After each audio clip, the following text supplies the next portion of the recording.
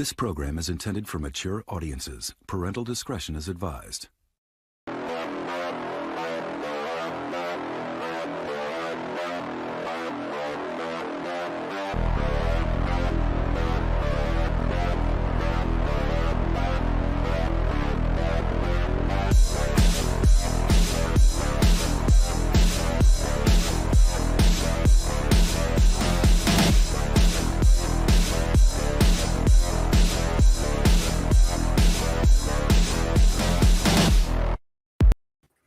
There we go. Now we're live. Always fun watching fans. Always fun. I love it. Back with the Pop Culture Podcast. It's April Fool's Day, April 1st. Happy April Fool's Day, everybody. And we're actually here. Don't be fooled. Yeah, this is not a joke though. This is actually a real thing. This is happening. We're talking Zack Snyder's Justice League. Very exciting. Very exciting that it's out finally. Thank you. Thank you for that clap. Yeah. That's worth clapping for. Yeah. We may be joined by some other people throughout the show. We had a more people that were interested in joining, but they were intimidated by Molly. They're intimidated by Molly. Thanks, Molly. Yeah. I'm sorry. Women. Damn podcast. No, I didn't say that. I didn't mean that. I think Wonder Woman's going to kick you in the nuts. Yeah. Well, that's all she'll do because she doesn't hurt people anymore. Right? I think she would. She's badass. Wouldn't mess with her. Well, never mind. TC DeWitt joins us. TC, I know that you just watched Justice League yesterday. I finally gave it that bad boy a watch. You finally came Powered through the whole thing. Well, it's just so different. Like to set aside 4 hours, and then I thought, oh, well, I'll watch it in episodic. Like it's not. No, it's not. There's no logical place to stop except maybe after the Steppenwolf fight in the sewers. It's not as similar to binging a show as some people would claim, because shows have arcs per episode and closure, even with cliffhangers. Yep. It flew by though. It did for 4 hours. 3 times. I watched it 3 times. Wow. For to finish.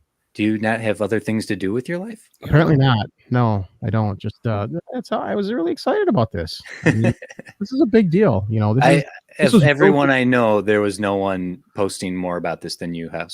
Yeah, this was willed into existence by the fans, and this is, I was excited.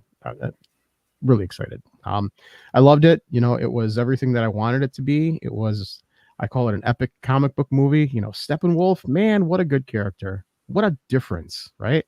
Yeah. What a main character in Joss Whedon. It's just a watered down, nothing couldn't even make it 5 minutes.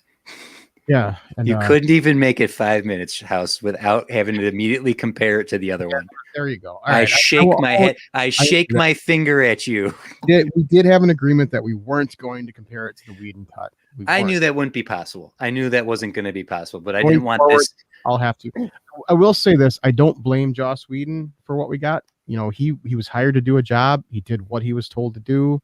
Yep. It's not his fault. If you're going to blame anybody, blame the Warner brass. Warner Brothers was going to merge with AT&T. The brass knew this. They said, you know what, get this film out so we can get our bonuses. Yeah. Joss Whedon got the movie out. They got their bonuses. Then they merged with AT&T. What I think happened. I'm sorry. What I think happened is, good. No, go ahead. Well, it's funny. It's funny that the whole sense of like getting Joss on board and saying, get this thing out before the merger. So we need to get this done fast. The original reason Zack Snyder was ever even brought on for Man of Steel was he had a contract at Warner Brothers. Yeah. And he was known for finishing movies fast. Yep. So those two things made him the ideal candidate to get Man of Steel out before the lawsuit. Because I don't know if everyone's aware about the Superman lawsuit that's been going on with the Schusters and the Siegels for decades now. But there's constantly this ongoing legal battle over the rights and who gets control of Superman and who gets control of Superboy and Supergirl and the whole family of those characters. And one of the stipulations is that there's a time limit for how much can pass before a film can go into production before things start going back to the Schusters and the Siegels. So it's funny that Joss was brought on to be like, finish this damn movie. Here's your deadline. Go. Yep. Because that was Snyder's original edict when he was picked. Yeah. What I think happened with of course, Zack Snyder's daughter committed suicide when he was in post-production of Justice League before they got to do reshoots. I think Zack probably asked him for a delay. You know, he wanted to grieve for his daughter and go through that process, and they said, nope, we can't delay this. And Warner Brothers already had Whedon in the dugout, or at least in like ready to come in Warming up. because of what happened with BVS. Because BVS's delay was over a year extra in post productions, so Warner Brothers had that contingency all ready to go, just on the off chance there's any feet dragging from Snyder, that they can go, you know what, you're fine. We got someone to do cleanup on you, which is a terrible new habit that big blockbusters are doing, whether it be Star Wars or DC or Warner Brothers. It is a damn shame that companies keep crushing the artist. I know that this is business. I know that films are business, but to just right out of the gate be like, we're hiring you for your vision, but it's our movie, so do what we say, or we already have someone waiting to tag in. Exactly. Yep. Hi, Robert. But please, House, continue. I jumped in there. So, you know, Justice League was released. It wasn't received very well by fans or critics. Didn't do very well at the box office. I think it finally made its money back or made a profit. But the fans started this Release the Snyder Cut campaign, and it was unprecedented. I mean, it was bigger than, you know, Donner fans did something like that on a very smaller scale with Superman 2 when they uncovered a bunch of Donner's footage of Superman 2. Yep. But nothing like we saw, you know, Release the Snyder Cut. They rented billboards. Flying planes over Comic-Con. Hashtag release the cut. You know, and this was just willed into existence by the fans. And, you know, people, you know, they make fun of the fans and they say they're toxic and they say, oh, you know, this just proves that they're going to get what they want. No, it isn't. Fans were promised a film. They didn't get that film. That's what they wanted. So that's what we got. What did you think of it, though, TC? What did you think of Zack Snyder? Oh, I'd rather hear from other people. I've already had some 2 cents to throw on the table. So I'd much rather hear from Molly and Tom and Brian. Thank you for joining us, Brian. Brian, everyone joined us. What did you think of the Snyder Cut? I loved it. I had seen the original. I'm not going to compare movies here, but I had seen the original Batman versus Superman, and I was very disappointed. And then I watched the original Justice League, and I could only watch a portion of it. So I went back and watched the Ultimate Edition of the Batman versus Superman, and it was just like, holy shit, this is the movie, right? Yep. So that got me very excited about the Justice League movie, and I wasn't optimistic, but I wasn't pessimistic either. I thought it was going to be, you know, something new, something fresh, because that's what happened with that Batman versus Superman. It was so, like, the characters were just like, all their arcs and things were put back in, and like the reasons why you should have any emotional attachment to them was put back in. And I was like, okay, well, this bodes well. And that's what I felt like happened with the Justice League movie as well. It was like, instead of just being constant in your face action, there's all this time for these characters to breathe and things like that. Like we have Aquaman the movie, but we didn't have that before, right? When Justice League first came out, and that was our first introduction to him. And I was just like, seeing him in the new cut, it was so much better than the original cut. Like, and having these like moments where they have like time to breathe. There was some really weird stuff when Bruce Wayne goes to like find Aquaman, right? I don't know if this is in the original cut, but he has like all this, like when Aquaman leaves the scene at the end of it, there is this moment of a song that goes on for like a minute. That wasn't in the Whedon cut. Yeah, that blew my mind. I was just so happy. I was just like, oh, this is just, I'm sure it's like a hot take, because some people are probably like, oh, this could be cut right out of this movie. It's just like, for me, I was just like, this is awesome, because it's like, as a filmmaker, that's the stuff that I would have left in.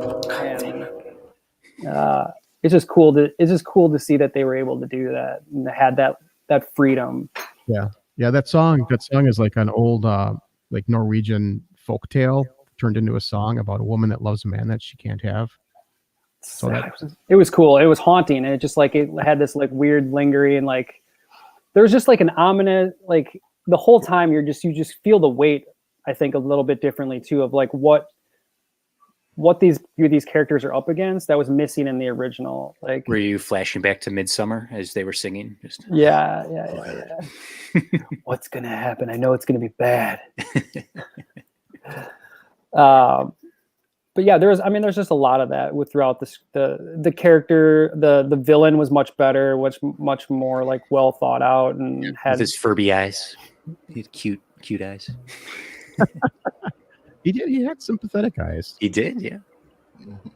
So maybe he just felt more like he could be an actual real character this time, whereas like the other I mean, if we're talking strictly about the animation, Yeah. But I'm talking about like there was just a lot more stuff that was just fleshed out, and I don't know. I really enjoyed it.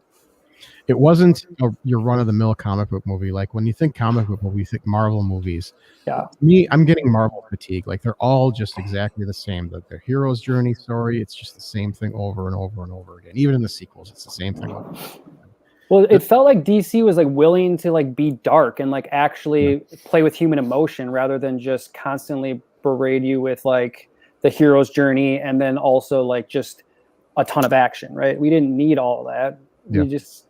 That's just like the icing and then like the cherry on top. Like if you get dark characters and like actual human emotion, like we're actually like sitting there the whole time, like what does it mean to have lost Superman, the greatest superhero in the world, right? Like everyone thought he was the savior of the world, and like here, it's we don't even have him for a third, maybe even more of the movie, right? He's like not there until like 2/3 of the way through. And it's just like seeing everyone struggle with like what that means. And like, I thought it was brilliant. Yeah. It felt to me, it felt more grounded than any Marvel movie. It felt more real. Like this could really happen. It didn't have this fancy high-tech gear like Mephisto had in Spider-Man. Everything seemed, even though it was like fancy, like Batman's wall crawler thing, and pretty fantastic, but it felt real. It felt authentic and organic. I disagree. I think that Snyder doesn't make movies that have a reality to him. He makes movies that are operatic and epic and mythological, right? That this doesn't feel like a world that we could or would want to live in, because it is bombastic and it's an opera. Like he's not painting a world that seems fun to be in, and he's not painting a reality. And I'm grateful for this, because Man of Steel and BVS, particularly Batman versus Superman, painted a really grim, elicited way too much visual elements of 9/11. It was this very cynical, dark world. It was the worst of our own world projected on us with these colorless, angry versions of characters who are supposed to bring hope. So the fact that he toned that down in this and focused more in on the mythology of these characters and less of the reality and the human nature that these characters have brought in other versions, it doesn't feel like a grounded movie to me. It feels much more like reading Beowulf or reading, Snyder is an Ayn Rand fan. As much as people are Snyder fans, he's a Randian, and Ayn Rand created epic, almost poetic versions of reality. And it's not even a reflection of our own. This is what the world should be like, and this is how I see it should be. So that's just my feeling on Snyder's version of these worlds. To me, it's not real. It doesn't feel real. It feels surreal. It feels beyond real. Tom, what did you think of it? Well, I loved it so much that I actually sat down for a while and tried to write down things I didn't like about it. And I came up with just two little things I didn't like about it. And the one thing was having Darkseid in a battle scene made it and making Steppenwolf kind of like known as his bitch almost made the rest of the fights with him kind of in the way of the fight I want to see, which is Justice League versus Darkseid, which will be the next movie. And I didn't know if 4 hours, if I was going to get that in this movie too, which would have been awesome, but I didn't get that. So I think they kind of took away from the badassness they built up a Steppenwolf by having him Darkseid's little bitch, having to conquer, and just bowing down to him. It was like, you took a little bit, maybe leave him out or just keep him like the Emperor in the background. Mhm. And then the one thing I thought was weird was I think Batman now has a superpower. He has premonitions that come true all of a sudden out of nowhere. So I'm like, he's Talking about not supposed. the nightmare Yeah. stuff. Yeah. Yeah, like well, Batman's not supposed to have a superpower, but he's kind of has one now. Yeah, therein lies the problem with ever putting Batman in the Justice League, and not just here, but in any version of the Justice League, be it the comics or the cartoons or the games. Batman is a very human character, and Gotham City is a very human place in the comic book mythologies, in the ethos of DC Comics. When you put him next to Superman and Wonder Woman and Aquaman and Flash and Martian Manhunter and Green Lantern, he can't just be human. He has to rise to the level of a god as well. And so a lot of what makes Batman so special is lost when he has to be next to these characters. And some writers, some versions of him utilize that very well, that he's the strategy guy. He's the cloak and dagger rogue that goes through the shadows while the main fight is happening. He's the pocketbook. Yeah. I take you umbrage with that. Did any of you watch the Batman versus Superman Ultimate Edition? Yep. Okay, because that stuff gets really well established in there. Yeah, the when people talk about Ben Affleck being this superior Batman, in Snyder's versions of these characters specifically, Batman versus Superman gave us his best version of Batman because we actually see him investigating and being a spy as much as a detective, as much as someone who fights. In this, he's very much less that version of Batman. Yeah. Even right down to how he fights, even right down to how he strategizes. It's very inconsistent between the previous movie and this. And if I had to pick a preference between the two, I'd much rather have the Batman versus Superman Batman as opposed to this inconsequential, unnecessary Batman.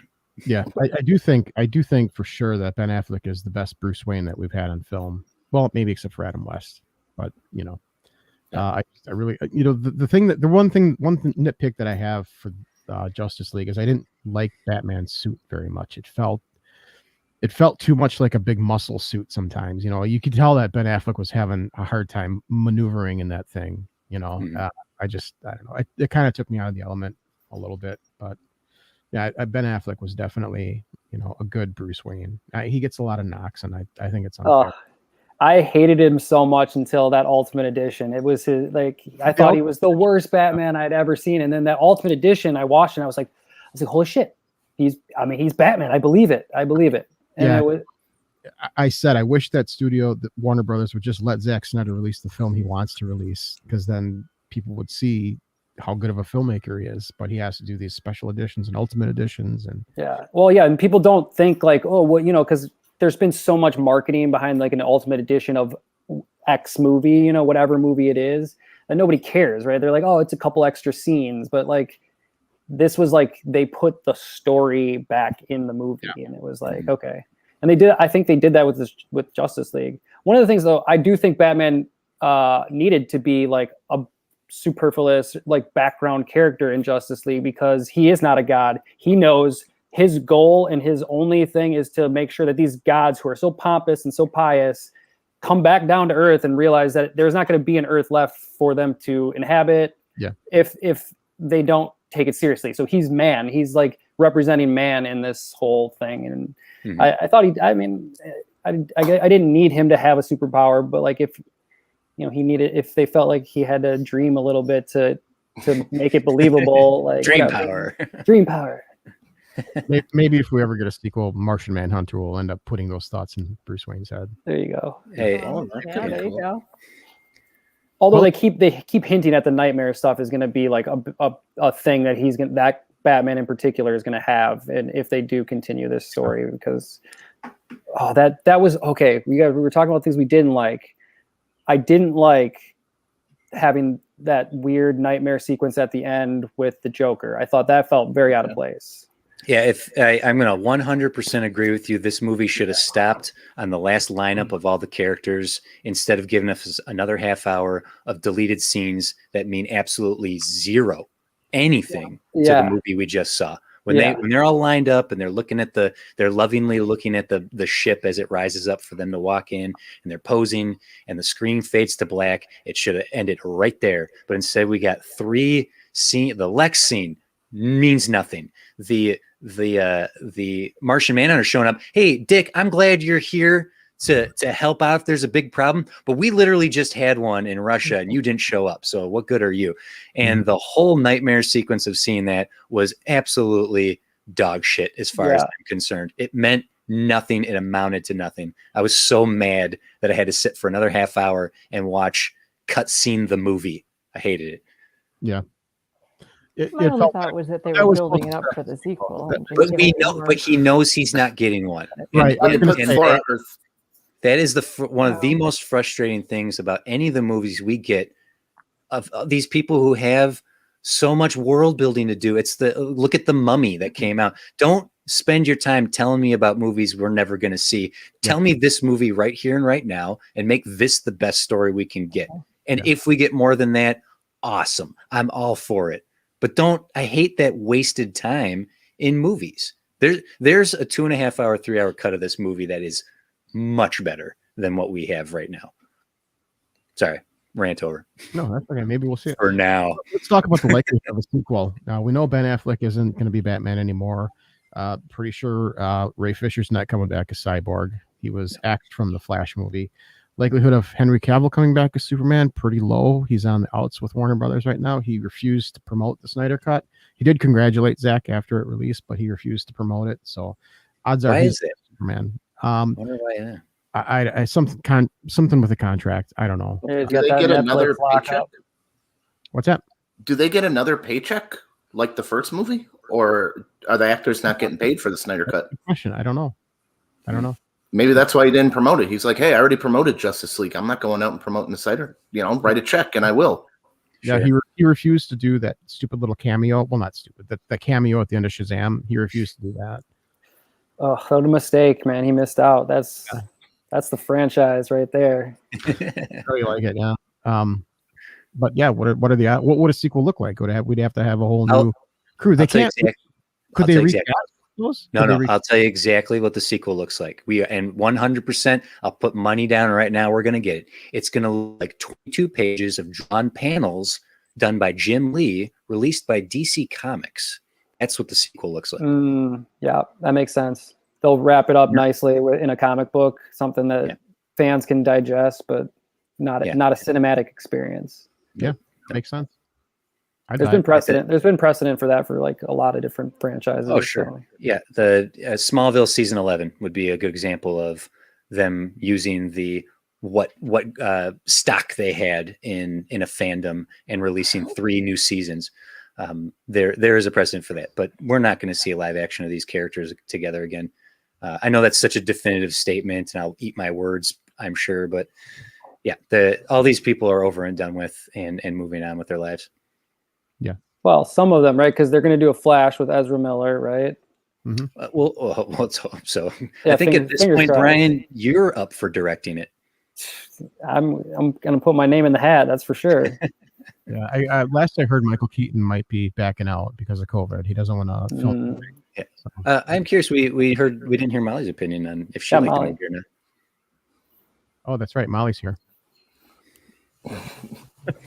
Molly, did you like the movie? I'm curious where you came from. You did mention Wonder Woman kicking ass, but it was also commented on that Wonder Woman doesn't do that anymore, apparently. Well, I didn't say that. Okay. Chris said that. Yeah. I really enjoyed the Snyder Cut a lot. I did not so much enjoy the gratuitous just on and off with the shirt with Aquaman. And Aquaman, I guess, kind of irritated me more than anything. It's like when he rescues the guy and he goes and he brings him into the bar and he gets his shot and leaves. I'm like, why did you put on a tank top to go into the bar to come out to take it off again? He wants to the shoes or the pants. He's got to slowly rip the shirt off. and just And toss litter. it for villagers to clean up. That was meant for you. You're the target audience to enjoy that. It just came off as kind of like, I guess, pompous to me. I don't know. Gratuitous. It made me not like him. I was like, oh, well, that was unnecessary. Not that I don't appreciate the view, but I don't know. That character is supposed to be unlikable, that until he has his own movie and Success. So I guess what really stood out to me with this movie is that you got a little bit more of the Tom's mom, no shoes, no shirt, no service. Oh yeah, you needed a shirt on to go into the bar. He's Aquaman.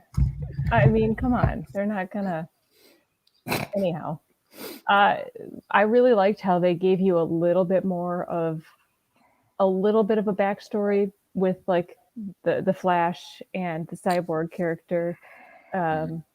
You get to see a little bit of them, and it kind of builds them out a little bit. They didn't get a full movie before Justice League where you got to really like get into them like DC did with when they built up everyone. But I really liked getting just that little bit of their story from this movie and their personality.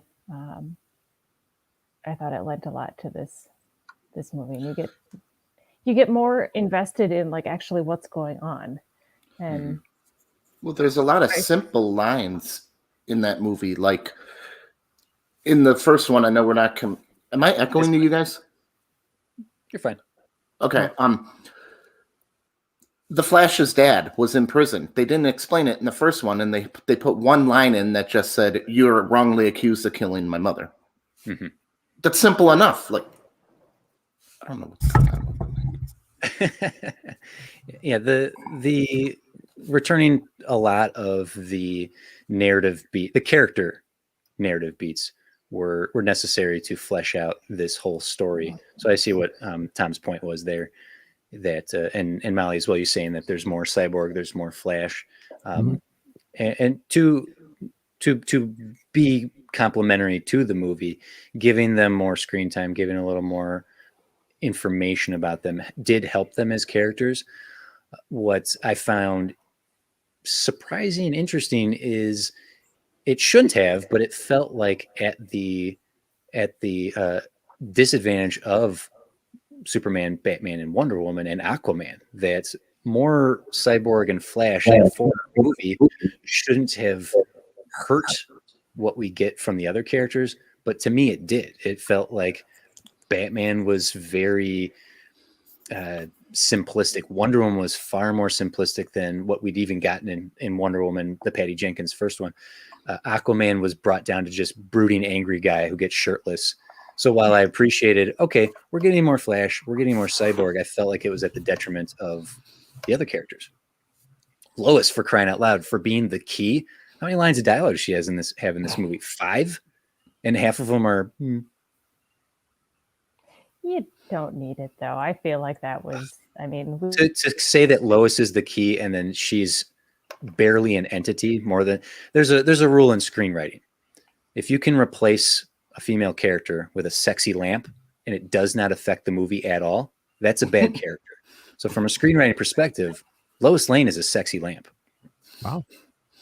We've gotten a lot of her from the other Superman movies, and how important she is to Superman. That. Now that is true, but that shorthand shouldn't be used in a movie like this. To shorthand, it's like if we're gonna just say shorthand, like, oh, Superman, his home planet blew up and he came to Earth and now he's Superman and all that. Great. That's what Superman 2005 did. Superman Returns just said, Superman's a thing. He's here. He's gone. He's back. Okay, boom. Great. But you can't shorthand something like everyone knows Lois and Superman love each other and they're the end all be all couple. And great. I would love to see Amy Adams and Henry Cavill prove that, because their chemistry is so for two characters that we're supposed to feel are the epic love story that is Lois Lane and Clark Kent. But that's just strictly from a screenwriting perspective. I thought there's a huge missed opportunity there. If you're going to build up Cyborg and make him a more full character, if you're going to build up Flash and make him a more full character, the other most important character, even Steppenwolf got more. The other most important character is Lois Lane in this, literally from the words that we got in BVS. Lois is the key. Yeah. So how would you have included her more? I would have included her more in discussions with Batman, in having him contact her. The one scene we get that gives any sort of gravity to her situation is not even with Martha. It's a fake Martha. Yeah. So what's that conversation going to be like later when she's like, thanks for giving me that pep talk? I don't know what you're talking about. Like, it's one of my complaints about Snyder as a storyteller is he relies way too much on visions and dream sequences and shorthand. That it's to the detriment of this story. Movies should stand on their own. We shouldn't have to rely on previous films. And if we are, then we're relying on Man of Steel and BVS, and there's not enough of Lois and Clark for us to go, oh, man, I love these two characters together. I love Henry Cavill and Amy Adams. I wish I loved them together in this movie. Mm-hmm. Yeah, that makes sense. Brian, how would you have added Lois Lane more in the film? I was trying to think about that. I don't know, because I guess in giving her, like, I think what TC was saying is like having some interaction with the Justice League characters and it's kind of like moving that plot along. But at the same time, like, she was very distant from them and they were trying to get to her, right? Like most of the time. It just didn't bother me because like she's there, she's like doing her routine, which is this, you know, like it's mourning. She's going through mourning. She's lost the love of her life, and I get that she's not talking much, but she is actively mourning, I would say. So was she still working at the Daily Planet? No, we didn't see her there at all. Because I would say maybe add her getting since the biggest news story in the history of man would be Superman died, like sending her to the cat in a tree news stories and taking all her reporter credentials away. Like, you're not going to have you cover Superman stuff. Go. I hate to say so, but that's what happened in the 2017 version. That she was still working, but she didn't want to do the big stuff anymore. She was only doing, I believe the line is a cat's fashion show. How much time elapsed between Superman's death and like the beginning of this movie? Enough for Bruce Wayne to grow part of a beard. I thought maybe like 6 months or something like that. Like, not it's, years. It's not like picking up instantaneously, because they do have that scene initially in the beginning of the movie, which is like part of Batman versus Superman, but that's just to set things up. My complaint for Lois is she is one of the most important female comic book characters of all time, and through the art of adaptation, I just don't feel like she was given I hate to say it, but the justice she deserves to be on the big screen. Similar with my complaint about Wonder Woman almost feeling less consequential to this film than she deserves, especially after the success of her own film. And I know there's timeline issues in making that happen, but part of the reason one of the 2017 edicts was give Wonder Woman more was because of the success of the Patty Jenkins one. I think given a time machine to do things differently, she's the one who should be uniting this team, not Bruce Wayne. She's the one she is the beacon of hope. Gal Gadot is the beacon of hope that this franchise needed. They just got her too late. She's the one who should be convincing Batman and Aquaman and the Flash and Cyborg to team up to do what needs to be done. Instead, she's a very hopeless character in this. However, she does have one of the coolest action sequences in the whole movie when she blows up that dude. Yeah. I do kind of agree with that because that was her arc in her first movie, was like she wants to live here on, like, you know, with man, should keep an eye on everything, and like that whole thing is kind of absent here, right? She is here, but she has no purpose here. And that is kind of, that would have worked for me. Yep. One of the finest scenes with her, and also Momoa's finest scene, is during when they're exhuming Clark's corpse, and Diana and Arthur are just chilling by the van, and they talk. Even though it's brief, it's like a 90-second scene. It tells us so much about who those characters are, what they represent as far as their races are concerned, as Atlanteans and Amazonians. And it also shows how strong of a performance that Gal Gadot and Jason Momoa can give, because when they are given the opportunity to, both of those actors ooze charisma. Is this the we're not so different talk Yeah. you're talking about? Yeah, okay. Yeah. Mhm. It's one of the better scenes in the film, albeit short, and it is just conversation, but it's a good moment that tells us more about those characters than any fight scene we could get or any CG scene we could get throughout the rest of this 4 hours. I just looked it up, and they're saying roughly about 16 months had passed. Okay. Thanks, Tom. That's a lot longer than I thought. Mhm. Yeah. So she's, Yeah, they had she's still mourning, like Yeah. it's like, yes, Mhm. like just happened. Okay. Yeah. well, they showed like a newspaper clipping of David Bowie dying, and then later there was with Batman a Korean song that came out on a certain date, so it was like April 2016 to August 2017. Figured it out. Internet sleuthing, Google foo. So Snyder fans. So what did you guys think of Ray Fisher's performance? I thought he was excellent at Cyborg. It's nice to see his story arc return the way it was. TC, what I did you like- think? Oh, go ahead, Molly. Molly started. Oh, Molly, go ahead. No, go ahead.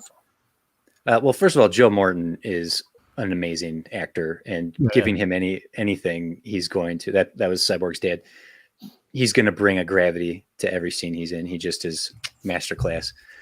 Not nearly used enough, but hey, as Dyson from T2, he's done his job with robotics. Yes. I think on the page, the Cyborg character is much better than what we got in 2017. I think on the script, it's a very interesting translation adaptation from the character as we've had him in the comics for all these decades he's existed. I will say that I was not impressed by Ray Fisher's performance. I thought after all the hubbub we got about him getting justice for being cut and saying that this was his career maker, I thought we were going to get Daniel Day-Lewis, and he was fine. He showed up, he performed well, and I was not impressed by his performance. I'm not saying it was bad. I'm just saying this is it. This is Yeah, he was just pissed off. yeah, and it's like, I hate my dad for killing my mom. Like, unfortunately, again, to go from a screenwriting perspective, it's one of the biggest cliches. It's a Disney movie cliche. I'm mad at dad because he's working to provide for our family and he's not here. I'm mad at dad doing a good job providing for this family. And that's not something to really be mad at your dad. A dad who isn't present, yeah, you can be mad about that. That happens every day in our lives. However, this man is present. He is trying. I mean, he wouldn't have gone out of his way to save his son's life like he did if he didn't truly love and care about this guy. He just was like, I'm mad at you, dad. I'm mad at you, dad. And then dad died. And he's like, I'm mad my dad died. That, from a screenwriting perspective, was like, I needed just one more, just some tweak and change in there. Just a tiny little bit of like, I understand dad's not here. I just wish he would be here. Oh, we died in a car accident. I'm going to go out on a limb and say his dad's not a football fan anyway. Yeah. Didn't seem like the sports fan kind of guy. Molly, you were gonna share your 2 cents on Ray Fisher. Now that I've been the dickhead about this. No, it's okay. You're fine. I liked him. Maybe it's just because I enjoyed. Hello. I enjoyed getting a little bit more of the backstory. I mean, you're right. It was a little cliche. Mm-hmm. I kind of like it. But Might I just interject? Yes. I think that his anger and his him being mad at his dad was more justified because of the death of his mom. He was going through grief, but I think that it clearly didn't portray it that way. It didn't emphasize more that he was going through the grief, and it obviously, like, sometimes when people are going through grief, they don't want to talk about it. But I think that still didn't give enough subtext or enough emphasis on the fact that it was more about his mother's death than him just being mad at dad for not being there for work because he was working. It was because I think the key thing, the reason or the driving force of him being so angry was that dad wasn't there and that caused mother's death. So I just think that you're right that they made it a bit more about, like, you know, his relationship with his dad. And I think that if they had have made more of an emphasis about the fact that he was grieving about his mum, and that's the true root of the anger, then that would have like made more sense and been more of an interesting, relatable, humanized story that like is more believable and understandable. I think he also, I mean, the feeling I got is that he was upset that his dad brought him back in the first place, that he brought him back as this like thing, as this robotic thing, and he's not even himself anymore. He didn't know like what he, you know, he's like, I'm not even me, what's going on? I'm just this partial human robot. And I think I think that was where a lot of the anger was coming from too, not just all at his dad. It came off like he siphoned it at his dad as like a, you know, this, but I think it was rooted in lots of different places, and he had lots of stuff going on. No, Cyborg was a dork. He was a dork because he just beat the Badgers, and he's a college football star, and he's riding home with his mom. You go out and party, you dork. If you were a cool kid, you wouldn't be a cyborg. Look, Tom, he won that game all by himself, okay? Who's he going to go party with? They're probably, get out of here, you dork. Of course, Zack Snyder's from Green Bay, Wisconsin, so he had a Wisconsin pride there. I loved it. Yeah. Gotham City University versus the Badgers. So I liked Cyborg, and I appreciated the little extra backstory they had. I He's a agree. nerd. I did like what Cyborg had to work with. I just don't feel that Ray Fisher, he just didn't impress me. I really was expecting this. Like there are certain performances, even from this series alone, that are so definitive. Gal Gadot is Wonder Woman, and I can't even imagine anyone else playing her. Yeah. And that's such a definitive performance right away that I thought, okay, everything I thought I knew about Cyborg is about to change when I see Ray Fisher's performance, and it didn't. And I'm disappointed in that. Well, I don't know how much more work Ray Fisher got, so yeah. He was one note that whole time. I think first of all, that cut was super long. Okay. It's like they had hours, right? And his performance was just one emotion, anger.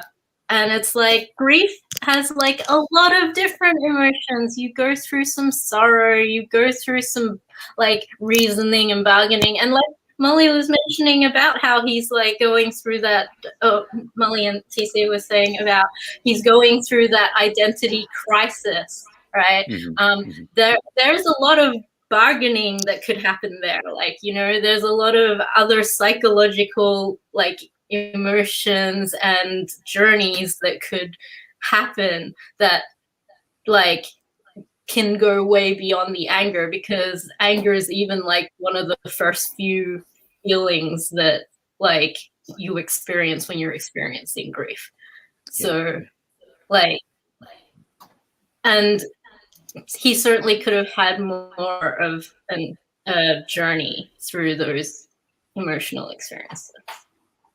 Yeah, for sure. Well, okay. Does he have a human penis? That is actually there is a story about, because you could be pissed for a long time if you don't have that. There is a story about the, not to mention it, but the weed. Or is it like there is a story about Cyborg's penis. Or is it like a cyberpunk where like you can get modifications? Yeah. It's a pull start. Why is it always going to the penis for you, Tom? I'm trying to justify his anger. If my dad turned me in a robot and I didn't have a dick, maybe I'll be a little. We'll angry about that. If issued a statement, let me read a little bit about it. This is in regards to the Whedon cut. Furthermore, they dared not spell. Now let me get to enforcing a scene to be reshot so they could highlight the existence of Cyborg's penis. He's trying to do him a favor. He was literally throwing him a bone, if you will. I don't think we ever did get to see Cyborg's penis. I don't think that ever actually showed up. Well, I know what the new hashtag is, everyone.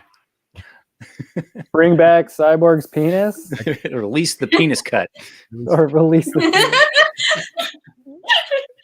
Don't get him the videos. Vixie, don't start that hashtag. Only the guys want to see it. I did not hear Tom complain about all that shirt removal from Jason Momoa. I was like, yeah. Look, everyone who is going to love this movie loves it. And everyone who's going to hate this movie hates it. And anyone who doesn't care didn't even watch it. Yeah. Like, opinions were formed on this movie before. I was going to say, people had their mind made up long before this movie was ever released. They're going to love it. We all loved it, but we did about a half hour of ripping on it. I wouldn't say we all loved it. No, you didn't love it? I did not love it. No. Oh, I loved it. Like I had to search for things I didn't like. I gave it a critical eye. I don't sit down to dislike a movie. I never sit down to dislike a movie. I sit down to enjoy a movie, because why would I torture myself? But Zack Snyder has done with this film what he's done with his two previous films. He did what Frank Sinatra did. He did it his way. Okay. Zack Snyder is a very distinct style, and distinct imprints in this era of film are rare, right? We have distinct filmmakers of this style, Michael Bay and J.J. Abrams and Olivia Megaton. Like, they have a very distinct style, and that is something to be applauded. It's his success as an auteur is on display right here. This is a great achievement for film. And I will always root for the filmmaker. Whenever a filmmaker is able to give us their vision, I am all for it. And there's often way too much meddling from the studio. And we saw what studio meddling did to this movie, right? But given a chance to give us everything he wanted this to be, he gave it to us. And that is amazing. That is something that I applaud, and I'm glad that he had a chance to do it, because this is a gift. This is a gift. Love him or hate him, he made the movie he wanted to make, and that's what he's always done.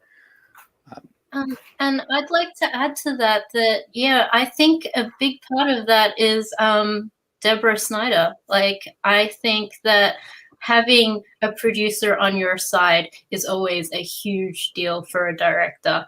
And I mean, the director, so I don't want to take anything away from Zack, because the director does have like the creative vision, but it is actually the producer that makes sure that you can actually see that vision.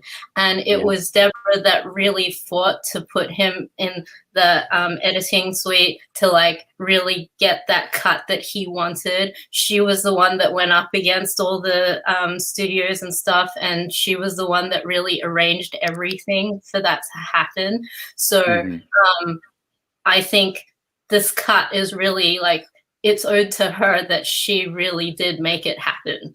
And 100%. That is like a fantastic job for a producer.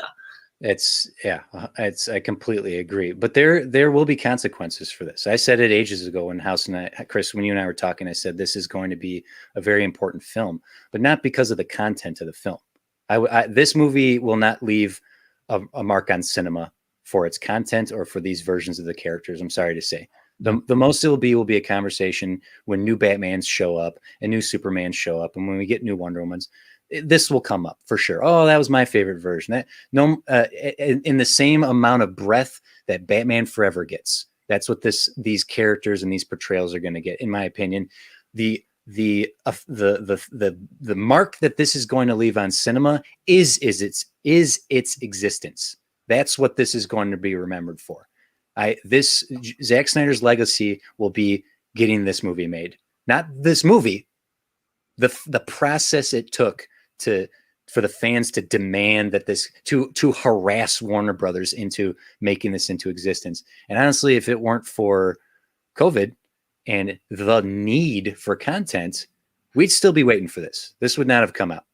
Now we'd still be waiting. I think so. Yeah, That's debatable because Deborah was the one that really pushed for it, and in a lot of ways, COVID would have also prevented it. Like even though it made it possible, but it also prevented it. So I think that just as I was saying, just having a good producer that is on the director's side, because again, like sometimes producers and directors can like start, clashing. Yeah. But like clearly you can see like straight from the beginning, all the production value is like they clearly had enough time to get to nail those shots. They clearly had the right equipment. They really had they had the amount of extras to really fill the space. All these like little things that are like production points, right? They were getting nailed. Like I could see that right from the beginning of the thing. And like the one thing I have to say about this edit, despite it being super, super long, it is coherent. I was trying to spot continuity issues throughout the thing, and I was finding it very difficult, which is a very, very big difference to like every other DC cut ever. Brian pointed out the Ultimate Cut is way more coherent as well. Yeah. The BVS, Batman vs Superman: Dawn of Justice, is a more coherent film in its ultimate form. Very much so. Yeah, because when like the cinema release ones is always like so choppy and like and certain things like costume changes and stuff or lighting changes, and it's like it just doesn't make sense that they suddenly change things. Like there is just so much more of a natural flow in this, and clearly it is because it was planned out properly, and that he didn't have to like sacrifice any particular shot or scene. So even if it was like this is a little bit drawn out, they still had like the entire scene. So there was more of a natural flow to the whole thing. I don't think it needed to be quite that long, but like it kind of, in my opinion, makes it more of like an epic opera kind of situation where you'd spend like the whole you plan the whole night as like it's a huge special occasion, right? And then you'd and they would have intermissions, so like that's why they had like the part acts. I would assume that between maybe the second and third act, people would like stop, go out for popcorn, have a 15-minute break or whatever, and then come back in to the show. So I think that's like kind of almost a very old-fashioned kind of it is like 10 commandments. I said earlier, it's an epic, it's operatic, it's mythological. And you're not wrong about the coherency. If there's anything to be said about this trilogy of films, Man of Steel, BVS, and Justice League, and again, whether you like them or hate them, there's a consistency that Zack Snyder made these movies his way. Sorry to keep saying that, but when he started on these, he was making these characters the way he wanted to make them, regardless of the fans telling him, hey, we don't like that. Don't do that. And so he's like, I don't care. I have a vision, and I don't care if it's disrespectful to the history of these characters. I have a vision, and I'm seeking to tell this vision and bring it to life. And I will keep doing it until I establish fans who like what I'm doing. And then those fans will come see this movie. And that's what we got, because in the long run, as I said earlier, I don't feel these performances or characters or this story even is going to leave its mark in the history of these characters. It's more about what it took to get here. These are not. You disagree? This is not Superman. This is not. I don't think this movie's going away, and I do think that there's going to be some like weird. They're going to see a lot more of these characters, and like Ben Affleck, he can say he doesn't want to do it, and then they'll back the truck up and he'll do it. You know, Well, all if the fans keep demanding it, they'll get it. They are not shutting up about this movie. Yeah, and I don't mean that it's good. And I know the thing about, you know, sometimes we break films down and we like look through and dissect these things, but like the feeling after I watched that movie was, I want to go watch this movie again, and I'm going to do it, you know, probably more than once, probably more than twice. I'm going to rewatch it because it makes me happy. I don't know. There was something very entertaining about the way this movie played out. May I ask, are you a fan of the source material?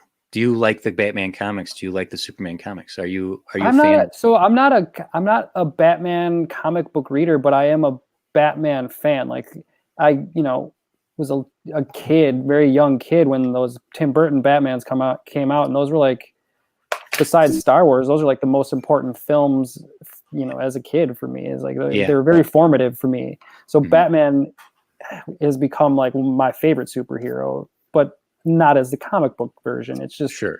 And I've just kind of come to like learn that Batman's going to change. Everyone's going to have their own twist on him, and some are going to be great, and some are going to be, you know, mediocre. And I really hated Ben Affleck until that Ultimate Edition came out. It was like, and I know why. It was like they just gave him like the corniest moments, and that was it. They like cut out everything else, and it was just either action or the corniest Batman moments. And I was like, okay. It's not I was a champion as soon as he was cast. I was like, did everyone not just see Argo? He's going to be great.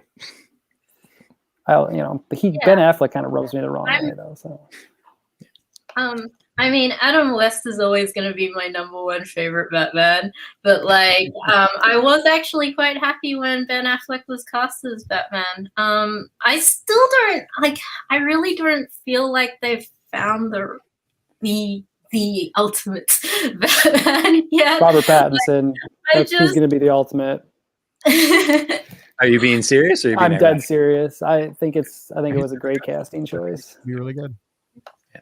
No, Nolan hasn't steered us wrong yet. He's the one who recommended Pattinson after Tenet. He was like, "I got your Batman. I got Batman right here." I've seen a lot of Robert Pattinson movies now, and he is just a phenomenal actor. He is the real deal. So, unfortunately, people always bring up Twilight. Come on, that movie's 15 years ago. People need to let it go. Kristen Stewart out of the equation. Whoa. So many other roles, like, and I mean, he was Cedric Diggory. Like, that's a very lovable character. Okay, like, and yeah, I feel so bad for him that like it seems like Twilight just overshadows like all these other roles that he was like. Boy, vampire guys, Batman. What? So make I'm some like, believers after that movie comes out. I'm eager to see it. I'm reserving judgment before I see like how he performs Batman, but I'm actually interested to see how that goes. See where this goes, yeah. They need to find the perfect characters. Like, you know, that's the one thing that the DC universe has really seemed to have gotten right. That they've got, or the Marvel universe, I'm sorry, that they've got so many characters that are just cast beautifully. I mean, could you? That's tough. Maybe not. Something landed on the keyboard. Sorry, you were saying. Like just these big sausage fingers typing. Sorry, but like, could you imagine anyone but Robert Downey ever playing Iron Man? Or you know. Yeah. Marvel's been casting fantastic. Like Marvel's been nailing the casting. Yeah, they have been. It's like these are the characters. I mean, this is it. These are the perfect characters for the most part for their stuff. To my point earlier, and this goes in line with the casting we're talking about right now, and to agree with you, Brian, I do think that this movie it's not going anywhere. This will be a point of conversation from now until forever, just like Phantom Menace is, just like Twilight will always be brought up with Robert Pattinson. There will be a special point in every conversation about these heroes, about these characters, about Snyder himself, where this movie will come up. This movie is, but as far as influencing cinema, that is my point, is that the only influence this is going to have on cinema is the campaign that it took to get here. that now people believe if we say hashtag release the Ayer David Ayer cut, we're going to get David Ayer's Suicide Squad if we're just persistent enough. These people are always going to. There are people right now for the rest of their lives. Ben Affleck will be their Batman. There are people for the rest of their lives that the best version of Cyborg is this version of Cyborg. But I think cinematically speaking, across the board, there aren't going to be people emulating this, because even this movie is emulating other things, which I know is just the history of film, and we can go on and on about that. But yeah, it's the legacy of this film and Zack Snyder's career to this point will be this movie. There's no doubt about it. Mm-hmm. I think a lot of this might end up in television too, right? Like the way that the storytelling was for this movie is very like, it should have probably been a television show rather than a movie. Mm-hmm. Mm-hmm. And that, I think that's what we're already seeing is like a lot of that, right? These epic worlds with these epic characters. And yeah, well, getting something like The Boys, which as a comic was already a reaction to the direction comics were going, deconstructing the way we were perceiving comic books and these characters, these archetypes of characters. It's not Astro City anymore for my comic book nerds out there. The Boys is the antithesis of that, where it's Astro City is this love letter to the Silver Age of comics, and The Boys is a love letter to the era of comics we have now. And The Boys works as an incredible series. It has Snyder's look to it. It has that grit and that realism and that cynicism that we get in these films. I'm curious to see the reaction to this. How are these characters going to be given to us next? We already have our next Superman. Superman and Lois has got a 99% critic rating. It has been the highest rated show every night that it airs, and it's clear people are all ready for this new version of Superman. So I feel like people are going to love what they get with the next version of Batman, and maybe we'll get a better third Wonder Woman movie. Hopefully. Yeah, I mean, I absolutely love even the Wonder Woman scenes in this movie. I was like, I loved like straight away like that whole bank heist, like it's not a heist, the bank terrorist attack, yeah, first attack, yeah, and her leaping in and fighting it. It was just like that was just so cool. Well, Chris, take us on here. What else you got? Like you were the most excited person I know coming, like leading up to this movie. Every day there was some post about you and I just want to say what makes me the most happiest about this movie's existence, for all the analysis I'm giving it now, I'm thrilled for the fans. I'm thrilled for the people who love what Snyder has given them. It's amazing to see that loyalty rewarded.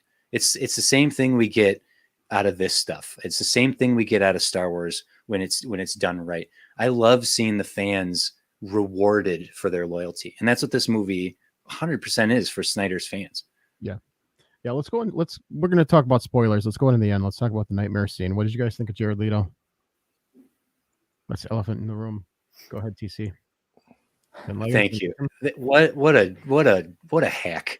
It was weird. You know, as much as I liked the film, that scene was weird and felt out of place. I felt it too forced. It was way too forced. Like he wanted to get the Joker in there. He wanted to get Jared Leto in there. I thought he looked okay, but yeah, no. It was of everything you can do a Joker that was superfluous. It was yeah. It amounted to nothing. It was just a whole lot. I have already made my complaints known about the 3 epilogues. There's just a whole lot of sound and fury. And it's going to lead to nothing too. I mean, like you said, we might get a comic book. We might get Jared Leto in comic book form, but is that really? At least he'll be better than that performance.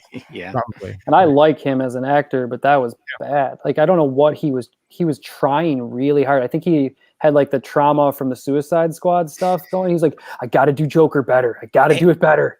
And pissed off about and pissed off that Joaquin Phoenix got the Joker movie because it's rumored with hearsay that Leto tried to shut that shit down because he's like, no, I'm the Joker. This was supposed to be my movie. Yeah, well, dude, we all know how good that movie is. So like, it would have been a sad day if Jared Leto had that Joker in that movie. It would have been. Yeah, I didn't mind Jared Leto in Suicide Squad. I thought he was a fun Joker. He was fine. You know, not better than Heath Ledger. Heath Ledger's the best film Joker that we've gotten. Well, you know, Joaquin Phoenix is great too. I mean, I don't like to do bests anymore because like those guys all have performances that are so wildly different, and they're all the Joker. Like Jack Nicholson has still got a great Joker, and it's hard to mess with. A lot of good Jokers. It's a great character. Look at how many Academy Awards character named the Joker has won. Wow. Have you all seen the director's cut of Suicide Squad? Yes. Nah, I never watched it. I've seen it.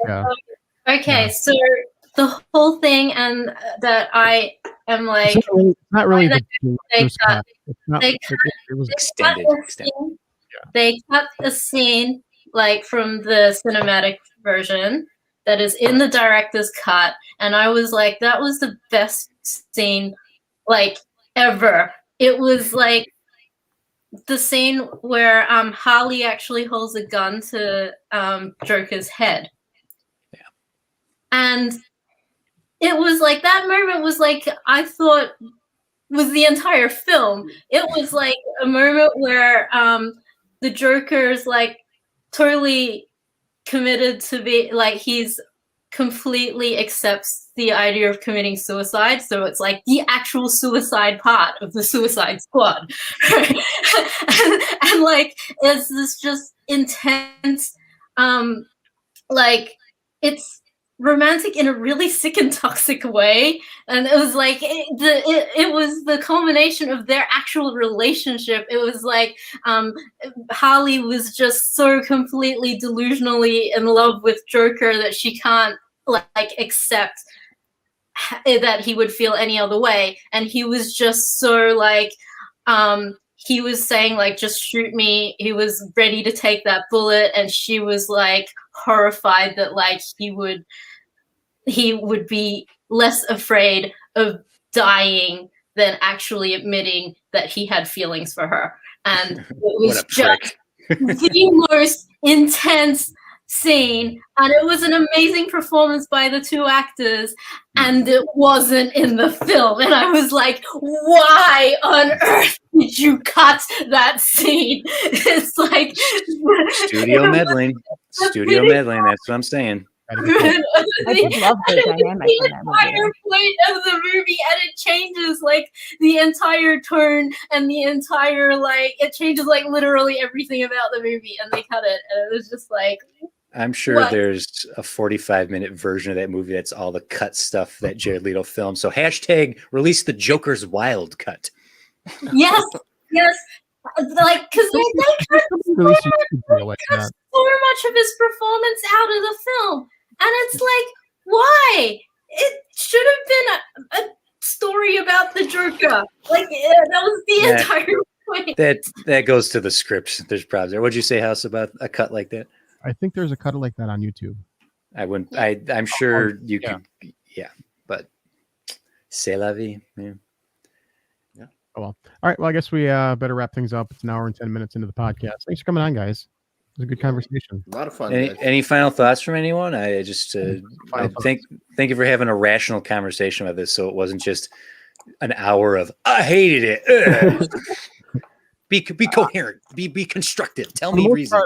I really loved it. You know, I made my feelings clear. I loved it. I had some problems with a few things here and there, but overall, you know, I really enjoyed it. You know, I've watched it 3 times from start to finish. I'll probably watch it a couple more times before I buy the 4K DVD whenever that comes out. But, I enjoyed it.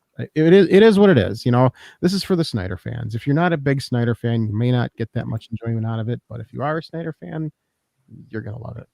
What if you only like 50% of his body of work? Does that make you a Snyder fan? No, you know, kind of entry level. Entry level. I'll call myself an entry level Snyder fan. Gotta like Watchmen to call yourself a Snyder. the thing about it is like the movies that are the 50% that I like are like some of my favorite movies ever, right? So There's not a baseball player in the Hall of Fame that ever bat 500, so you're a fan. I'm a fan. I'm curious though, what movies of Snyder's do you like? I like 300.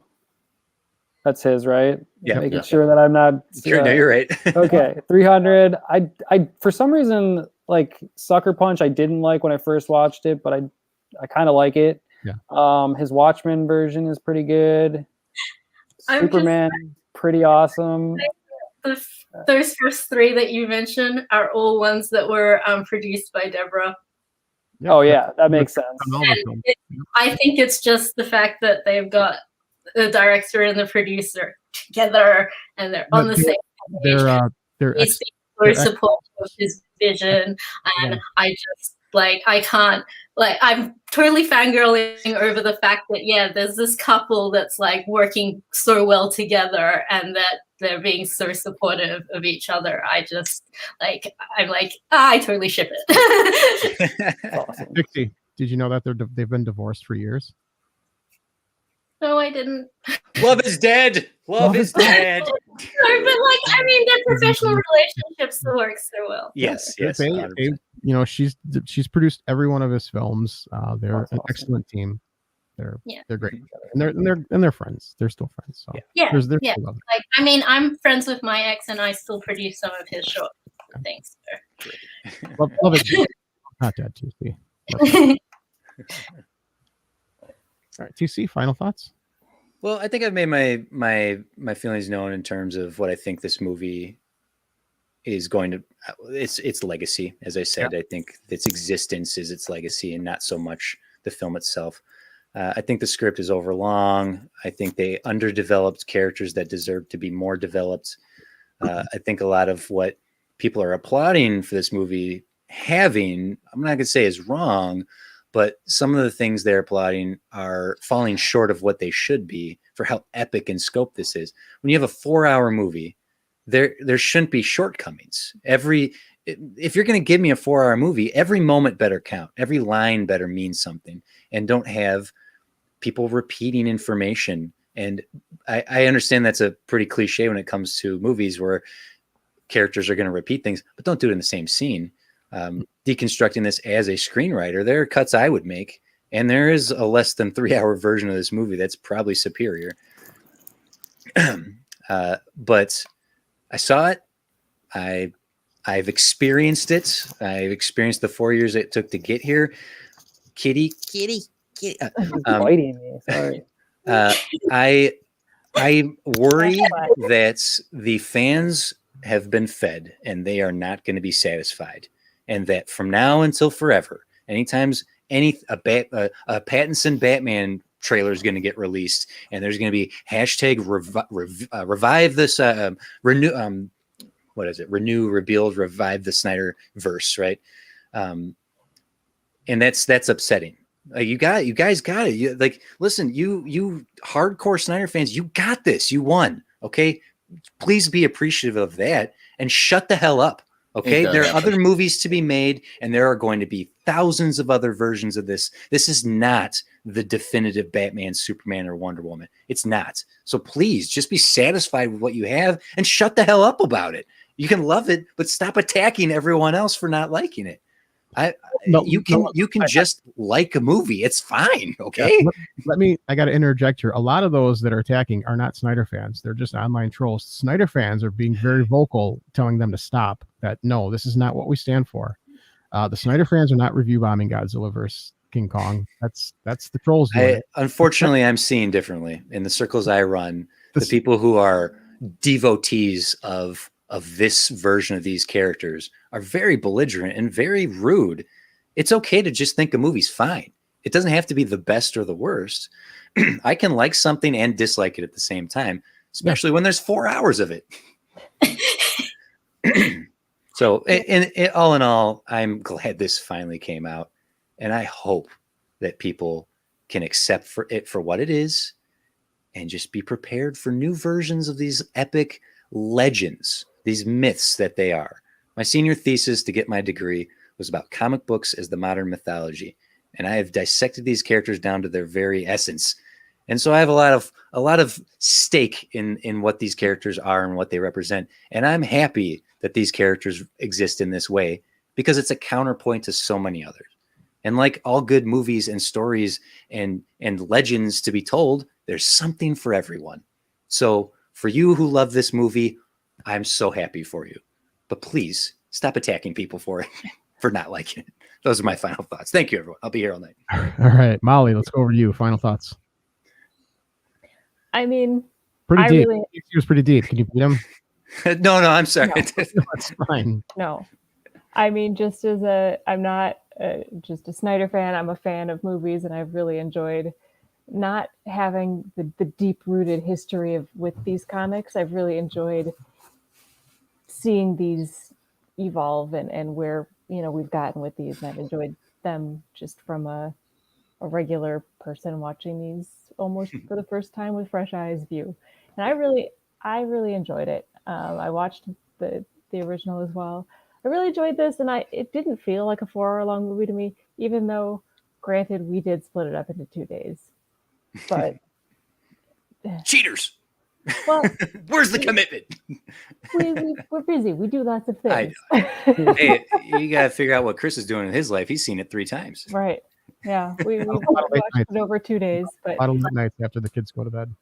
I enjoyed it. I enjoyed the little extra character building. Yeah, it would have been nice to have more, but I think to get more, you would have had to do something like Marvel did, where you split them out into movies beforehand, separately, to get their backstory and to build up these characters as these actors as these characters. Mm-hmm. I think I enjoyed it for what it was, and I just, not as a fan going, oh, it's finally the Snyder cut, or that. I watched it and just enjoyed it for what it was, and I really liked it. That's Beautiful. pretty much it. There you go. Toss it down to Brian. I'll keep it brief. I think it's a masterclass in blockbuster filmmaking. I think it's highly entertaining. I'm not going to talk about like where it fits in the world of these characters, because I do think this timeline could run simultaneous to like that Robert Pattinson timeline where he's like the young Batman, we have old Batman. But if we never get that, that's fine too. Like it's just a cool movie, and I think it was worth them making it. So yeah. If people haven't seen it yet, they should watch it. Yep, I agree. But I think this is a flash in the pan. I don't think we're going to get anything more than this. Oh, I know that's. I was thinking about it, maybe an animated series on HBO Max, but that might be a stretch too. Who knows? Tom, what are your thoughts? I liked it a lot, and now I'm super bummed that I'm not going to get the Dark Side sequel. Way you want it. I want it. I want the Dark Side battle. Maybe they could have added like Steppenwolf used the blocks to kill Darkseid real quick, and then that would have just eliminated the one for the movie. Like, oh, he's more badass than Darkseid, and now they got to fight him. And I don't know. I want my damn Solomon Grundy movie. So, I wish they would do the sequel. I'm gonna yell about it.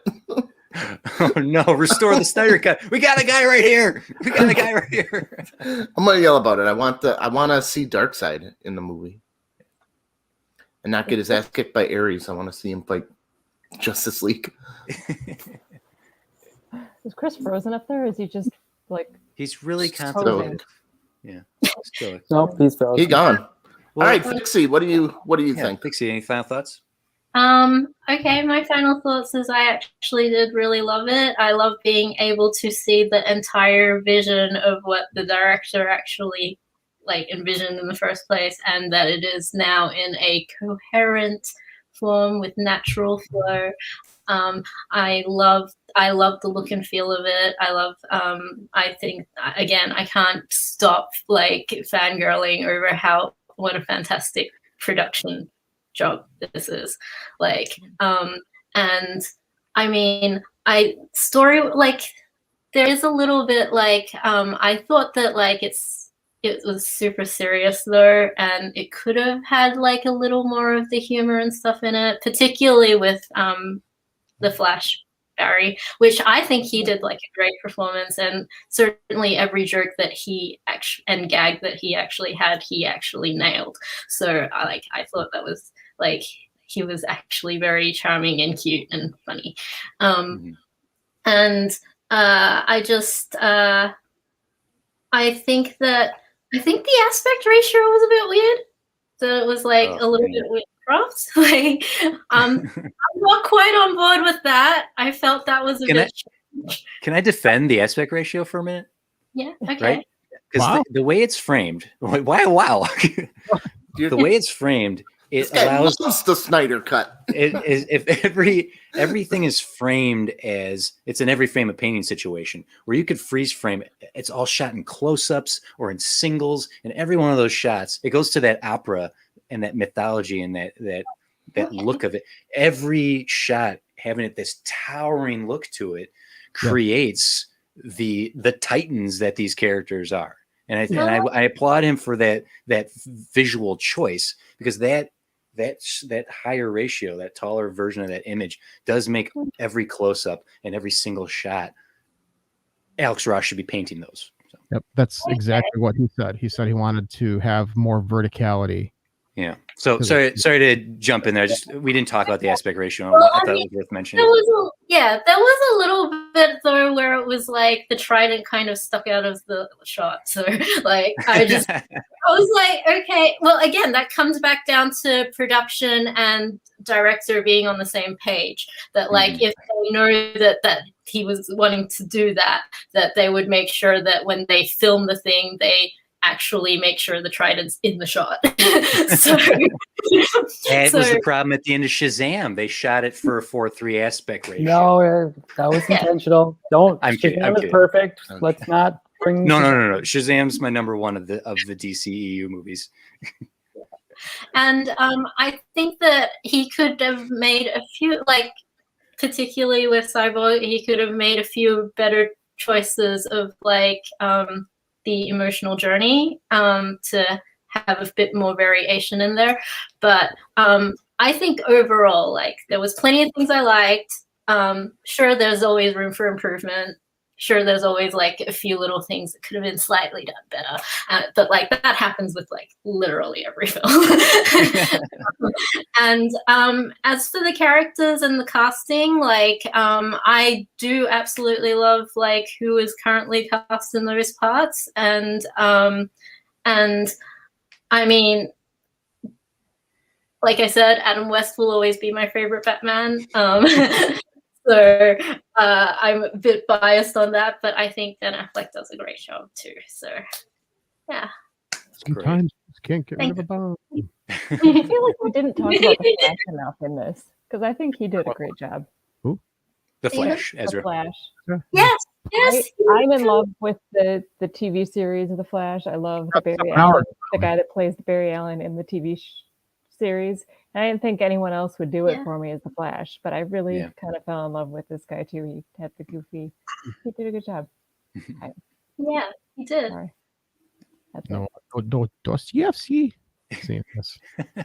Although I did like that scene that Whedon shot. So, all right, guys, thanks for coming on. Appreciate it. Thanks for having us, Chris. I love talking with you guys. Thank you for being awesome geeks. Yeah, we'll be back next week, same time, same channel. See you then. See ya.